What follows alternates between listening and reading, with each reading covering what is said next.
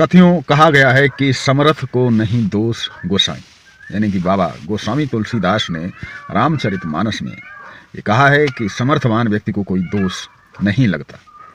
इसके साथ ही अगर वो दोष रहित है तो फिर वो भगवान के दर्जे में पहुंच जाता है।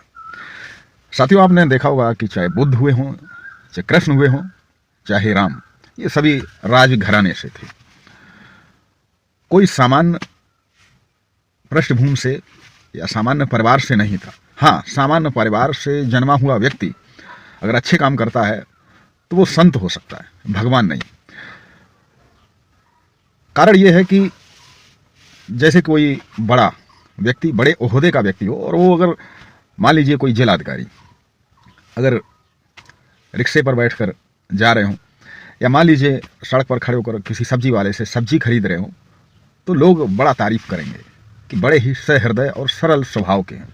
या फिर कोई सांसद ऐसा करे तो लोग उसके गुण का बखान करेंगे। जबकि एक आम आदमी, सामान्य व्यक्ति, हो सकता वो अच्छा भी हो, ऐसा काम रोज करता है, लेकिन किसी का ध्यान उसकी ओर नहीं जाता। अब ऐसा क्यों होता है कि बुद्ध हुए? चूंकि वो राजघराने में रहे, बचपन से ही कहते हैं कि गोल्ड स्पून लेकर पैदा हुए, यानी कि सोने की चम्मच से ही उन्होंने भोजन किया। सारी सुख सुविधाएं थीं और फिर उनसे उन्हें वैराग्य हुआ और सत्य की खोज में निकले। और जब इतना सब कुछ छोड़कर जंगल भटके, वन भटके, तो लोगों ने उन्हें भगवान का दर्जा दिया। फिर वो चाहे महावीर जैन हो, भगवान राम राजा के पुत्र थे, लेकिन उन्होंने राजगद्दी का मोह न करके जंगल जाना उचित समझा। तो आप ये मान लीजिए कि जब हम त्याग करते हैं, यानी कि जब हम हाई पोजीशन पर होते हैं और तब जब हम त्याग करते हैं, तब हमारे त्याग का महत्व होता है। एक गरीब व्यक्ति कहे कि पैसे का कोई मोल नहीं, पैसे की कोई कीमत नहीं है, पैसे का जीवन में कोई महत्व नहीं, पैसे से सुख नहीं खरीदा जा सकता, तो ये बेमानी लगेगा, बेकार की बातें लगेंगी। लेकिन जब कोई धनी व्यक्ति, रिच पर्सन, ये कहे कि पैसे से सुख नहीं खरीदा जा सकता, या पैसे से संतुष्टि नहीं मिलती, या पैसे से कोई सुखी नहीं हो सकता, तो फिर उसे लोग महत्व देते हैं।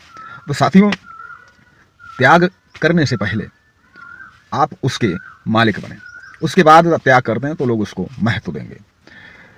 कहते हैं कि क्षमा बड़न को चाहिए, छोटन को उत्पात। जो समर्थ है उन्हें क्षमावान होना चाहिए, लेकिन समर्थ होना चाहिए, तब आपके क्षमा की कीमत होगी। आप में बल नहीं है, शक्ति नहीं है, और आप कहते हैं कि हमने क्षमा कर दिया, तो कोई उसको महत्व नहीं देगा। तो साथियों, कहने का अर्थ ये है कि संसार में जो समर्थवान है उन्हीं का महत्व है, और हर व्यक्ति को शक्ति और ऊर्जा का संग्रह करना चाहिए। एक बार आप उनको ग्रहण करके, उसको इकट्ठा करके, उसके बाद आप सामान्य जीवन, सरल जीवन जीते हैं, तो लोग आपको सलाम करेंगे।